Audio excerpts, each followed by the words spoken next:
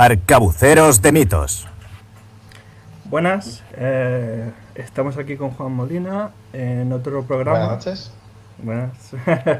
Hoy vamos a hacer un programa cortito, especial, que es sobre un mito, ¿no? Un mito que es muy recurrente, que se comparte mucho en los grupos de redes sociales, en revistas de historia y tal, que es el tema de los combates del Cagayán, ¿no? O sea, estos combates de 1582 que supuestamente, según la gente, enfrentaron a millares de samuráis, ¿no? Contra poco menos que los tercios españoles, ¿no? En el mar. Y además que los españoles eran como los 7 magníficos o algo así. Sí, que eran 4 gatos y tal, ¿no? Entonces, las cifras son muy exageradas siempre. Hay una serie de artículos que se repiten más que el ajo, que lo podéis encontrar por ahí, y que tienen una serie de errores muy de bulto. Y primero, bueno, tú mismamente, Juan, explícanos, pues eso, el primer mito que tú ves que se repite más sobre Cagayán y que, en fin, que habría que quemarlo con napalm. Pues para mí el mito más grande de Cagayán que hay que quemarlo con napalm es lo de samuráis versus tercios. Ni había samuráis ni había tercios. Ese para mí es el mito principal porque vamos a ver. Que seas japonés no significa que seas samurái. Igual que ser español no significa que seas soldado de los tercios. Que no tercio, que hay que recordar que un tercio no es un soldado de los tercios. Un tercio es unidad militar. Correcto. Es lo mismo que decir, hola, soy un regimiento, ¿no? O es que eres un español en Cagayán, sería matizable, porque sabemos que muchos eran mexicanos. Sí. Que eso es importante, es decir, ¿cuántos serían españoles peninsulares realmente en Cagayán? Seguramente una minoría. O sea, en los artículos estos y tal, para que os hagáis una idea, siempre dicen que en Cagayán los que estaban eran el trozo de mar, ¿no? Del tercio este que se creó específicamente con infantería de marina, etcétera, etcétera. Pero vamos a ver, el tercio de la mar Océana. Estaba en Italia y ya está. En el resto del imperio, por así decirlo, ¿vale? Pues había otra clase de tropas. De hecho, en la India y tal, pues luego se crean flotas específicas, como la flota de Barlovento. En Filipinas estaba la cuestión del galeón de Manila, ¿no? Y en estas primeras etapas y tal, hasta que se asienta un poco el sistema de galeón de Manila y tal, sí hay más barcos por la zona explorando, etcétera, etcétera. Entonces se necesitaban colonos y para tener soldados se echaba a mano, como en otras fronteras, como las del norte de México y tal, que no quería ir nadie allí, de lo que se llamaban los soldados presidiales, que es lo mismo que estaban en Orán y en Ceuta y tal, que estaban en estas bases militares, en estas guarniciones que se llamaban presidios, ¿no? Por eso son los soldados presidiales. Y no eran tercios, vamos. Tenían su instrucción, recibían su material y tal, pero cuanto más lejos estaban de la metrópoli, peor surtidos estaban. Como os decía, pues en este número, que es de la Armada Española en la era de los descubrimientos y tal, el tema que estamos comentando es que, bueno, para hacer el viaje desde España hasta las Filipinas, como no se podía usar la ruta portuguesa, se tenía que usar la ruta de llegar primero a Nueva España, recorrer Nueva España, llegar a Acapulco, montarte ahí y hacer todo el viaje a través del Pacífico. Pues estamos hablando de que por lo menos entre las dos travesías te podías pasar medio año en el mar o más, ¿no? Entonces... Medio año con suerte. Sí. Entonces, bueno, había gente que prefería quedarse en España y malvivir, ¿no? De estos asaltacaminos y pícaros y todo eso, ¿no? Porque preferían arriesgarse a que les cogieran y les ajusticiaran y tal, que irse ahí al culo del mundo, ¿no? Supuestamente a servir al rey y todo eso, que es muy glorioso. Algunas veces literalmente era el culo del mundo y estabas tú con 5 tíos en una isla desierta.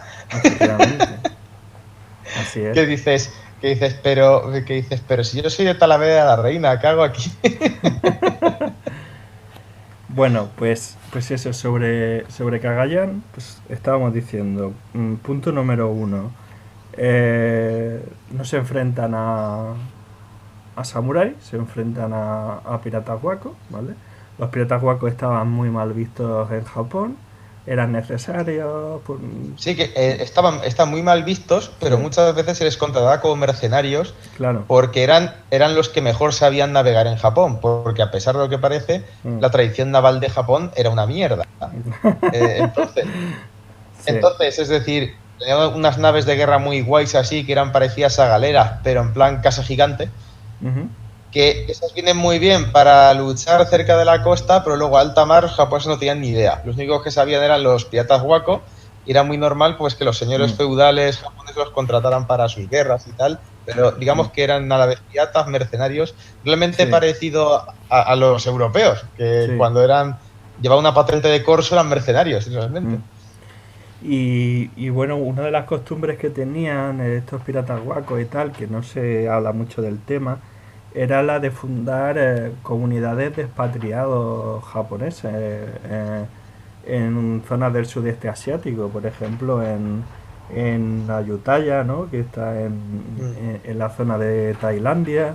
En Filipinas también había una comunidad no solo de chinos, sino de comerciantes expatriados japoneses y tal. Y así tenemos figuras como, por ejemplo, la de Yamada Nagamasa, ¿no? Que era Sí. el mercenario este que sirvió a un rey birmano durante muchos años. Y Mm. de hecho era Sí, su comandante que, militar más insigne y tal. que volviendo al tema es que hay que ver a los piratas japoneses, a los wako, igual que los piratas occidentales, porque los piratas occidentales era una mezcla también de mercaderes, Mm. de colonos. ¿Cuántas veces piratas europeos en el Caribe han fundado pequeños pueblos y para que les hicieran de puerto y tal? Pues multitud de veces. Y Efe- muchas veces un pirata, si estaba en efectivamente. bonanza, se Sí. convertía en mercader Es directamente. que bueno, en pasajes B de la historia, ¿no?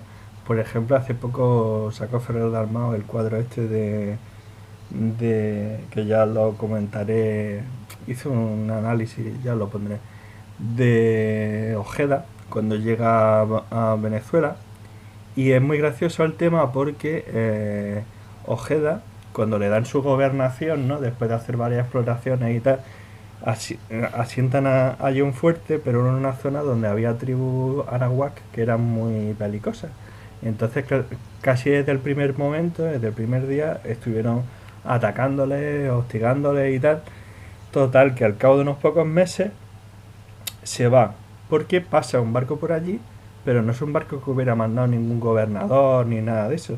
Eran barcos de españoles que cogían y capturaban barcos o los fletaban o los conseguían de alguna manera y tal, y se dedicaban a hacer racias en la zona del Caribe, en islas y partes que no habían reclamado la corona española, donde supuestamente los indios no eran súbditos del rey y tal, y no se le había evangelizado, y entonces era legal ir allí y capturarlos como esclavos. Sí, Y sí, sí. entonces Ojeda dice, hey, ya que estáis pasando por aquí, os voy a dar este dinero y me devolvéis a Santo Domingo que la estoy pasando a puta aquí. Y dejó allí a Pizarro solo. Sí. Que Y nunca se lo perdonó. sí, correcto. Y además que le salió mal la jugada porque volvió y luego lo metieron en la cárcel y tuvo Sí. que pasarse un montón de tiempo hasta que... En fin. Cosas. Esto es, ya sabéis, siempre está la cara A y la, la cara B. Nosotros también nos queremos mostrar un poco más la cara B. Y luego, volviendo al tema otra vez de que iban a hacer una colonia en Filipinas, que el objetivo de los piratas de Cagayán era Hmm. crear una colonia. Claro, es que es lógico, los españoles decían, esto lo queremos para nosotros y nadie más. Sí. Entonces no podían permitir una colonia. Y más de unos que les estaban atacando porque dicen, venga, hoy Hmm. estamos en paz, pero mañana a lo mejor os da por atacar Manila, como ocurrió varias veces. Correcto. De hecho es que debido al ataque, porque como los piratas guacos no solo eran ja- ja- japoneses, sino que había chinos muy insignes y tal, que tenían unas flotas bastante grandes. Y esos son los que atacan principalmente las Filipinas en varias ocasiones. De hecho, Manila en un par de veces, unas 1570 y tanto y otras 1580 y poco, la atacan flotas chinas, ¿no? La primera de El ellas, famoso limajón. sí, el famoso Limajo, que entró aramblando, de hecho se cargó al gobernador Sí. y al maestre de campo y finalmente tuvo que venir el chaval este que se llamaba... ¿Cómo se llamaba? Bueno, no me acuerdo. Pero bueno, era un joven militar que había allí y tal, y estaba pacificando el norte de la isla de Luzón y tal, y fue con unos auxiliares tagalos muy importantes en todo este proceso y tal, y consiguió poner en fuga a este hombre, ¿no?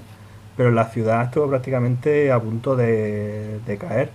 De hecho, una cosa curiosa es que había unas reliquias y tal en una iglesia y se destruyeron porque los piratas usaban, al igual que los españoles, pues alcancías, lo que se llamaba, o piñas de fuego y tal, que eran como unos jarros de cerámica con bitumen y tal, con un paño que hacía de mecha, y tú lo encendías, lo tirabas y eso era como un artefacto incendiario. Y se cargaron un retablo y unas cosas que tenían allí y tal. Y luego el siguiente gobernador se lo dijo a Felipe II, mire usted qué tal, que en el ataque perdimos esto. Y él, como era un tío muy devoto, dijo, no, no, yo os mando unos nuevos, no sé qué. Y, y, y, y se tomó interés, ¿no? en renovar ese mobiliario religioso que se había Sí, es perdido. que eso me da que luego tenemos que hablar, también aprovechando, Mm, como es un tema muy marino, de lo que significaba realmente mm. un abordaje a la española, que no es como la gente se cree de las pelis. Sí, ci- cierto, cierto. Bueno, terminando un poco con el tema de Cagayán y de los piratas guacos y tal, hay que situarlo un poco en contexto, ¿no? Hemos dicho, por un lado están los soldados presidiales españoles que manda Juan Pablo de Carrión, que van en 2 o 3 embarcaciones. Al final una de ellas es la única que remonta la zona de Cagayán, se llama Cagayán del Oro, por el río, ¿no? Hay un río caudaloso principal que entraba ahí y ahí es donde estaba la flota japonesa. Y ellos se atrincheraron, embarrancaron la nave, ¿no? Hicieron como un perímetro defensivo y esa fue la batalla. Los japoneses únicamente asaltaron el perímetro defensivo varias veces y ellos lo defendieron muy bien, incluso llegando al cuerpo a cuerpo y tal. Y al final pues se retiraron, ¿no? Porque vieron que no les habían podido vencer y que iba a ser más el costo para ellos que el beneficio, ¿no? Y levaron anclas y se marcharon. Y el resto, pues bueno, son conjeturas, ¿no? Podemos decir, el Taifuza este era un Ronin, a lo mejor, o a lo mejor era un capitán guaco así muy reconocido, pero no dejaba de ser un capitán pirata. A lo mejor en su vida ese hombre hubiera sido samurái, eso nunca lo Ojo, sabremos. ojo, que luego tenéis que tener en cuenta que también cabe la posibilidad, que no se dice mucho, de que Mm, fuera un Ashigaru o capitán de Ashigaru, que no eran claro, samuráis, pero luchaban igual de bien que ellos muchas veces. Es decir, eran profesionales, solo que de una clase social efectivamente. inferior, profesionales de la guerra. Y es incluso más probable que fuera un antiguo Ashigaru, quizá, o vete a saber. Sí. Y bueno, otro de los mitos, otra de las cosas que, bueno, rápidamente hablarlo, rebatirlo y tal, el tema nacionalista, ¿no? De sacar Oh, sí, me pecho. encanta, venga, dale. Y estos que dicen, no, aquí fue el día en que se demostró la superioridad, ¿no? Del acero toledano y de la esgrima española y de no sé qué contra las artes marciales japonesas, etcétera, etcétera. Ahí si me dejas, quiero decir varias cosas. Lo Sí, primero, dilas, dilas. la primera es, lo que menos chocarían sería aceros españoles contra japoneses, porque casi Correcto, todo el combate sería a base de arcabuzazo y pica. Eso es lo primero. correcto. Entonces, y más que nada, que otra cosa hay que tener en cuenta, en todo caso demostraría la superioridad, de la técnica militar europea, Ujú. porque eso no se suele decir, los japoneses también tenían arcabuces, pero Correcto. los usaban distinto. Usaban más los japoneses Mm. el tiro individual, por lo menos los wako, porque no se sabe que en batalla en Japón sí que lo usaban de forma muy similar en Europa, pero los Mm. wako no son profesionales de campo, o sea, ellos usan en plan tiro individual. O sea, yo cojo mi arcabuz, apunto, disparo, y no es lo mismo que si lanzas una ruciada, como se decía entonces, Mm. que los españoles lanzaban ruciadas por partes, es decir, una fila dispara, pasa otra fila, dispara, pasa otra fila, dispara, y Ujú. eso pues seguramente es lo que más bajas causó a los Waco, Mm. pero segurísimo, más que cualquier cosa. Que... Efectivamente. Y Y luego sobre también el tema...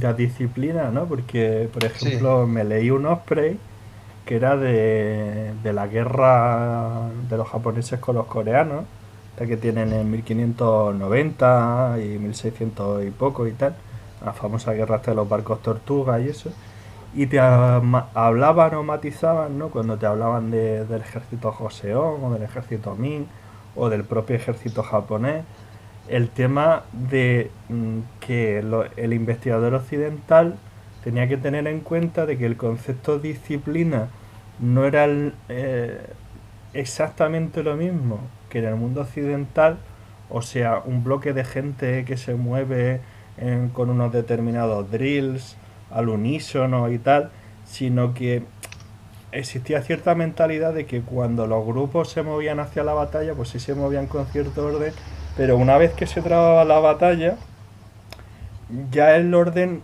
podía perderse, ¿no? Y se actuaba más pequeñas unidades, las unas contra las otras y tal, y como que se desperdigaban, ¿no? Un poco, mientras que los europeos de la época siempre en todo momento su obsesión es mantener la cohesión frente a un ataque de este tipo con una defensa firme, ¿no?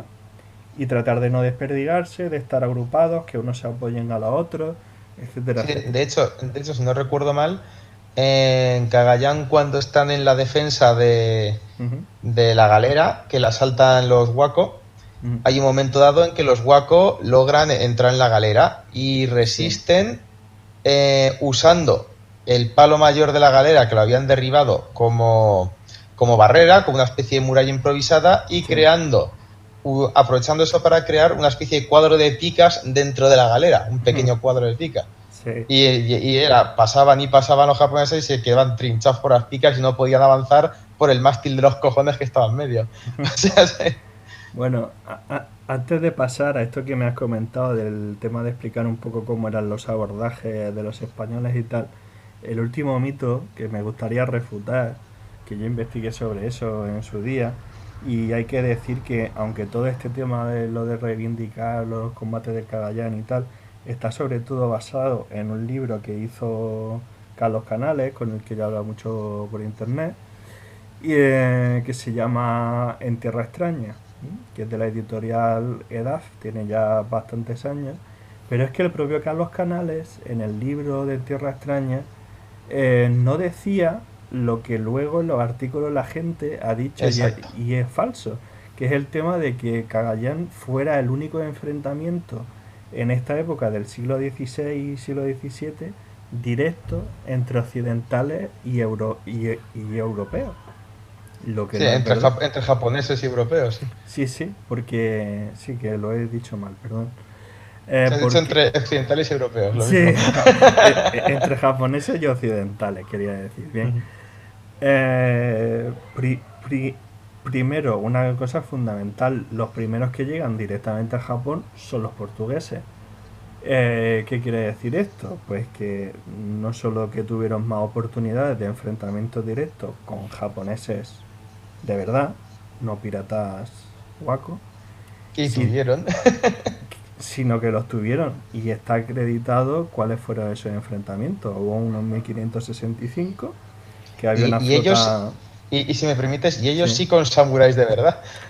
efectivamente, había una flota que estaba anclada en la bahía de Fukuda y entonces los japoneses les dijeron que se marcharan, se negaron los portugueses y les atacaron con una flota y en esa flota había samuráis, había guerreros Ashigaru, etcétera, etcétera. En general los enfrentamientos se daban en las zonas en las que los portugueses comerciaban más, ¿no? Y al final fue casi todo concentrado en la zona de la bahía de Nagasaki, que antes de que se fundara la isla esta artificial de Girado, donde estaban los holandeses, era donde comerciaban con los occidentales, porque antes de que solo pudieran comerciar con los holandeses, también podían comerciar con los portugueses y lo hacían sobre todo por el puerto de Nagasaki, ¿no? Había un documento. Que cabe resaltar que luego se convirtió en el centro del cristianismo en Japón, por algo sería. Efectivamente, había un documento que me leí en una página de EMA y tal, y hacían una colección documental y tal de estos enfrentamientos, y te decía que en las fuentes portuguesas eh, se veía que cuando bajaban a tierra, en las primeras décadas, 1550, 1560 y tal, hasta que hubo una prohibición a raíz de una matanza que mataron a unos 12 portugueses, o 18 o una cosa así, los enfrentamientos, al contrario de lo que se dice en la historiografía japonesa, que era que prohibieron que los portugueses bajaran a tierra y tal por su seguridad, porque si no es que se los cargaban a todos porque eran unos paquetes y tal, no siempre fueron a favor de los japoneses, sino que hubo enfrentamientos de estos de marineros y de soldados y tal, que recordemos que los portugueses en sus naves no solo iban portugueses, sino que iban mercenarios del sudeste asiático que recibían el nombre genérico de lascares, ¿vale?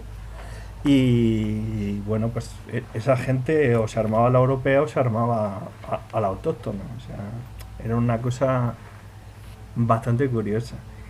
Y bueno, de estos enfrentamientos pues tenemos eso, tenemos el de la bahía de Fukuda, tenemos otro enfrentamiento con los españoles indirecto que es de este hombre que os hemos dicho, el Yamada Nagamasa. Hay un español que se llama Fernando da Silva y estaba en la zona de Chapraya, en Tailandia, y estaba haciendo guerra de corso. Entonces le mandan a Yamada Nagamasa y tal para que lo combata, y de hecho lo derrota. O sea, no siempre ganaban los españoles. Y bueno, luego otra serie de enfrentamientos menores. En 1609 hay uno muy interesante que es un barco inglés que se llama Tiger, y se sabe el nombre del capitán y tal, y estaba navegando y pasó cerca de la isla de Japón, ¿no? Entonces fue un barco a, a hablar con ellos y tal, hicieron como que querían comerciar, ¿no? Pero bueno, esta gente seguramente sería un guaco, ¿no? Y lo que hicieron fue, con el pretexto de que querían comerciar y tal, fueron subiendo a bordo unos pocos más, y cuando ya fueron suficientes dieron asalto, ¿no? al barco inglés, ¿no? Y los ingleses, que eran muy pragmáticos, pues lo redujeron de la manera siguiente. Cogieron las medias picas, que en los barcos en los abordajes se solían usar para repelerlos y tal, los fueron empujando hacia uno de los camarotes, los metieron ahí, giraron todos los cañones del buque hacia ese camarote, dispararon y los hicieron puré de patata, ¿no? es una cosa bastante interesante. Y esto creo que fue en 1604. Y porque he dicho antes 1609, porque me he acordado de el gran choque, que fue el del galeón, o la carraca, mejor dicho, porque los barcos portugueses se llamaban carraca. Sí, que además las carracas son mucho más monstruosos que los galeones. Sí, a mí me parece un barco a la hostia. Eran súper grandes para que la escupiera mucho y no tuvieran que dar tanto viaje. Y que además las carracas tenían fama de insumergibles a cañonazos porque tenían unos maderos tan fuertes que eso no lo podías hundir. Correcto. Pero claro, eran lentos de cojones. Pues es un enfrentamiento muy curioso porque de hecho en la historia japonesa se ha quedado como que o se quedó, ¿no? Durante el periodo en el que estaba prohibido que los occidentales visitaran la isla, excepto los japoneses, los holandeses, que estaban confinados en el islote este artificial de Girado y tal. Había una leyenda entre los japoneses de que los portugueses eran unos guerreros de muchísimo cuidado, ¿no? Y esto viene porque en el año 1609 o 1610, la fecha se discute, depende de quién te la cuente, había un señor que se llamaba Andrea Pessoa, que era exgobernador de Goa, de la Goa portuguesa. Y el tío, cuando era gobernador de Goa, cogió a unos comerciantes japoneses que estaban en un barco de sello rojo. Los barcos de sello rojo se llamaban así porque le daban un papel con un sello rojo y estaban acreditados oficialmente por el gobierno central, ¿no? Por el shogun y tal, para comerciar con potencias extranjeras y en puertos extranjeros. Era un sistema como de navíos de permiso, ¿no? Y cogió a los tripulantes de ese barco y los mató por unas discusiones que tuvieron y tal. Entonces los portugueses, que sabían quién era este señor, se la tenían muy jurada, y cuando dejó de ser gobernador y tal, les mandaron con una flota a Nagasaki para intentar comerciar y tal. Se enteraron los del clan de allí que había gente de allí de Nagasaki que murió en la matanza que este hombre hizo en Goa con los marinos, y dijo, pues vamos a vengarnos del cabrón este. Entonces cogieron una flota bastante grande. Estamos hablando de que los barcos portugueses eran dos, pero uno estaba mal. Entonces se retiró y tal, y los japoneses dijeron, bueno, es la nuestra porque solo queda un barco. Entonces le atacaron con todo lo que tenían, con varios barcos suyos y tal. Le intentaron abordar varias veces, y no recuerdo si fue esta o fue la de Fukuda en la que resistieron varios días. Creo que fue la de Fukuda. Esto solo fue durante una noche, pero creo que repelieron varios abordajes los portugueses. Se dice que Pessoa, de hecho, mató personalmente a dos samuráis, de verdad, con su espada. El tío tenía un par de huevos.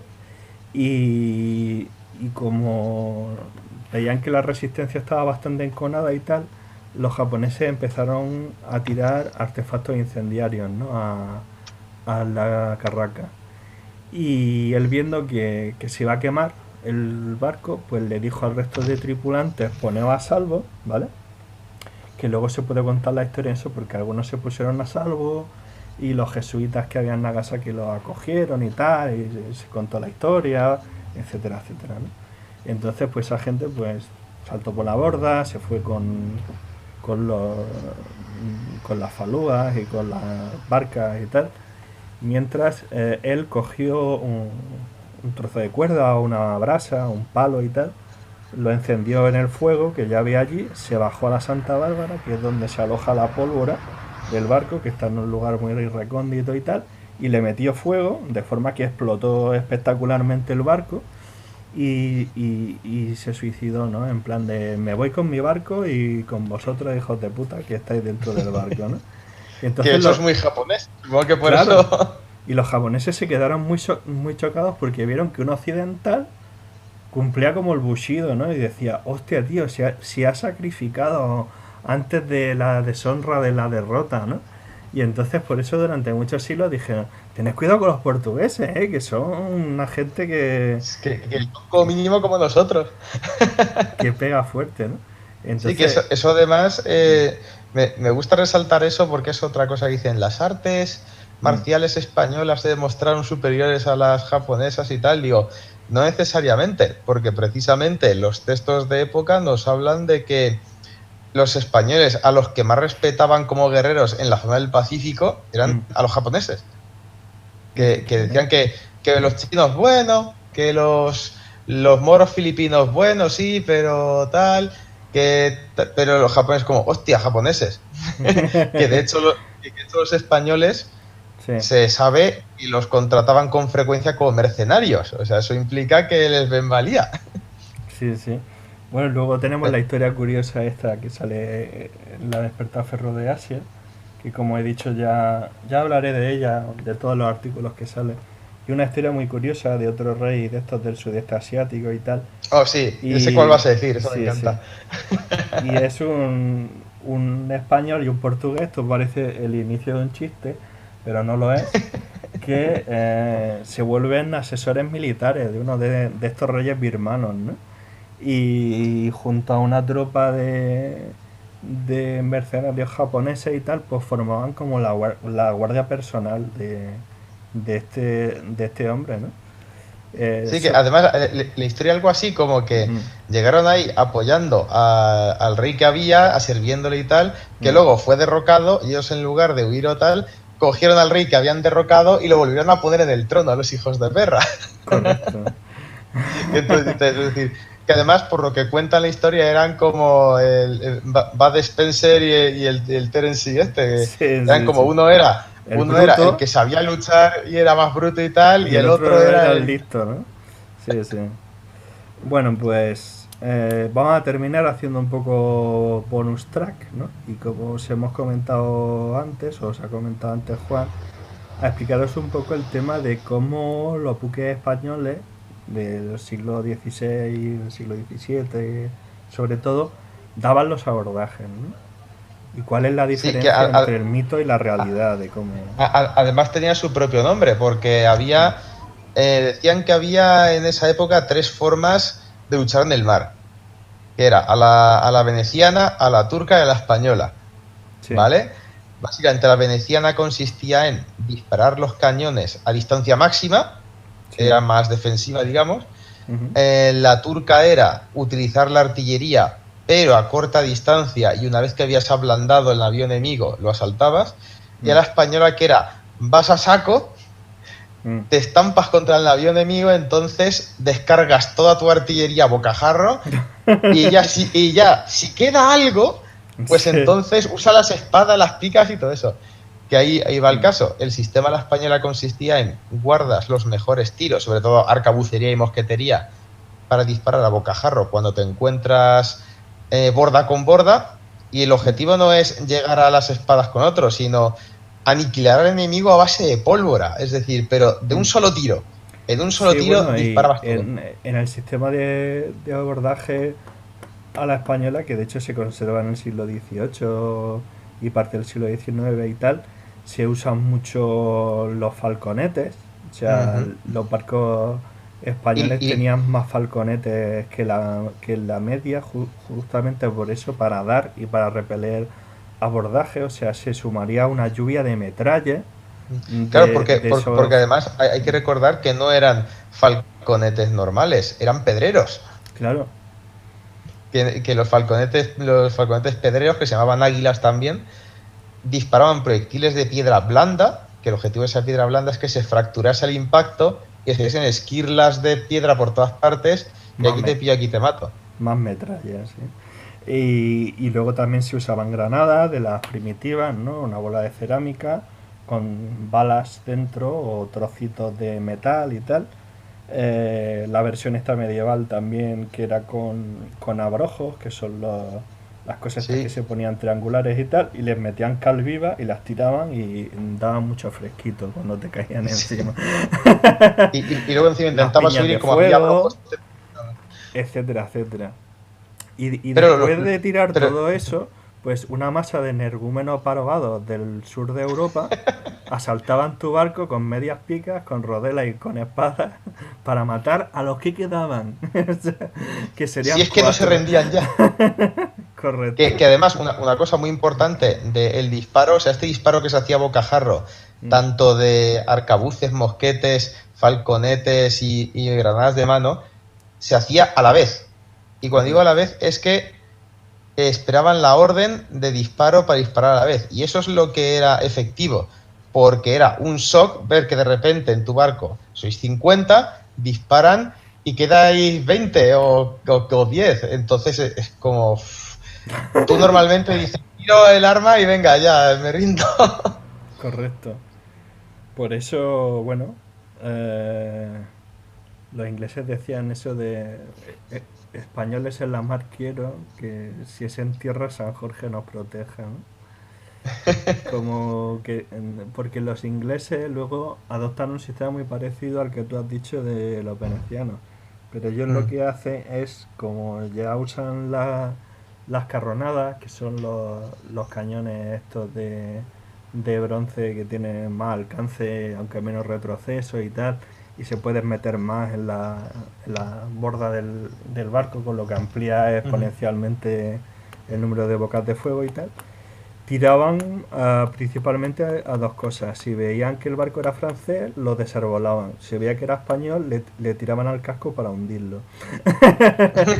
Bueno, si era un barco militar, si era un barco de mercante, de transporte y tal, también lo intentaban capturar. Pero si era un Que, galeón o lo que sea, decían, yo no asalto eso, que eso cuesta mucho, lo hundo y ala, Que, a tomar por culo. que además, por cierto, digo, Mm, pequeño momento de orgullo patrio, que también sí. esa táctica inglesa fue utilizada por primera vez, hasta donde yo sé, por Mm. el gran marino español y militar, ay joder, ahora se me ha ido el nombre. El Álvaro de Bazán. Álvaro de Bazán, que lo Sí. utilizó contra los franceses En la en batalla de las Terceiras, Sea de las Islas Terceiras, ¿eh? Que que fue usó un... por primera vez el sistema de, mira, en lugar de abordaje vamos a hacer aquí una línea de barcos y los reventamos a cañonazos según vengan. Correcto, bueno, Porque pero según los holandeses ellos inventaron eso y los franceses inventaron la fortaleza baluartada, que dices, pues si ya llevaba más de 150 años, tío, antes de que naciera el tal Vauban, pero ¿qué me estás contando? En fin, sí, en estas cosas de historia militar, pues como veis, y ya he hecho unos cuantos vídeos de eso, hay que dejar un poco de lado el tema nacionalista y hay que analizar ujú, las cosas un poco en perspectiva y no es una cuestión de a ver quién la tiene más larga, es una cuestión de ver las verdades de las cosas, ¿no? En plan de, ¿quién inventa el sistema de cuadro de picas? Pues es una evolución que pasa por los suizos, pasa por los alemanes, pasó antes por los escoceses, pasa por los castellanos, luego pasa por los ingleses con el New Model Army, por los suecos, por los daneses, etcétera, etcétera. Y cada uno va añadiendo cosas al sistema, va cambiando cosas, etcétera, etcétera. O sea, no veo un tío que se le encendió la bombilla un día, dice, voy a usar la pica, ¿no? Y antes de eso no la usaba nadie, ¿no? Pues un poco por ahí va la cosa, ¿no? Y esto sirve lo mismo en guerra naval, en el uso de armas de fuego, etcétera, etcétera, ¿no? Por ejemplo, uso armas de fuego, anécdota chorra. En la última batalla de la Guerra de los 100 Años, la batalla de Castillón, que fue en 1453, sabéis que durante toda la Guerra de los 100 Años los franceses tenían el problema de que cuando cargaba la caballería pesada francesa, los ingleses la intentaban contener por todos los medios posibles y situaban a sus arqueros en posiciones que habían fortificado con empalizadas y tal para evitar la carga de caballería frontal y usaban los arcos, los longbows, ¿no? Para tirar a, a todo lo que daba, ¿no? Y hacer una lluvia de flechas impresionante con puntas muy cabronas, ¿no? Y así en parábola para que cayeran y tuvieran más poder de penetración. Y bueno, pues ahí vinieron las derrotas de Agincourt, de Crecy, etcétera, etcétera, ¿no? Entonces en la batalla de Castillo se dice que fue una de las primeras batallas de la historia europea en la que la artillería tuvo un papel decisivo, aunque esto es una chorrada porque ya estamos con el nacionalismo, se olvidan de la guerra husita, en las que la artillería tuvieron un papel fundamental, en fin, como son checos, pues no hay que hablar de ellos, ¿no? Eh, entonces lo que hizo el maestro de artillería francés fue, los arqueros ingleses se están posicionando en la colina aquella, yo tengo más alcance que ellos con mis cañones. Voy a empezar a dispararle. Y efectivamente empezó a dispararle, le empezó a hacer puré de patata y los ingleses hicieron un francés, o sea, hicieron lo que solían hacer los franceses, que era cargar, ¿no? Porque dijeron, hostia, nos están reventando con la artillería, vamos a por ellos, ¿no? Y entonces fue una batalla con un poco a la inversa, ¿no? Y como entraron en su juego, ya dijeron los franceses, ¡ah! Están cargando, venga, caballería por ellos, ¡fla! Y le derrotaron espectacularmente y ya pues se firmó la paz y tal, ¿no? Y bueno, no sé si quieres comentar tú algo más sobre lo que hemos comentado de, en general, guerra naval, uso de nuevas tácticas en historia militar. consejos, Pues, pues admoniciones para mí varias. una conclusión Ujú. que lo primero, Cagayán fue más que nada una batalla menor, por muy guay que parezca, fue una batalla menor, Sí. que no eran ni samuráis ni eran tercios españoles, Mm. y luego que además los japoneses tenían un gran respeto por habilidad marcial, de, sobre todo de portugueses, pero también de españoles, y viceversa, los japoneses tienen un gran respeto por la habilidad marcial de los japoneses.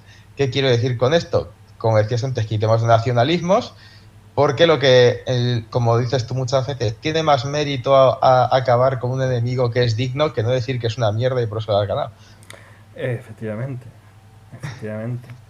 Bueno chicos, pues con esto os dejamos. Nos ha salido un vídeo de unos 40 minutitos así. Volveremos con lo que tenemos programado. Yo voy a hacer una serie de vídeos cortitos sobre la conquista de México, analizando aspectos muy concretos, en plan de escopeta, no sé qué, armadura. Van a ser vídeos muy cortitos, de 5 o 6 minutos, que luego os quejáis de que hacemos vídeos muy largos y tal. Y dejaremos estos directos más para este tipo de debates, ¿no? Tanto con Juan como con Luis Armando. Esperemos que os haya gustado y bueno, nos vemos en el próximo vídeo. Chao. Hasta luego.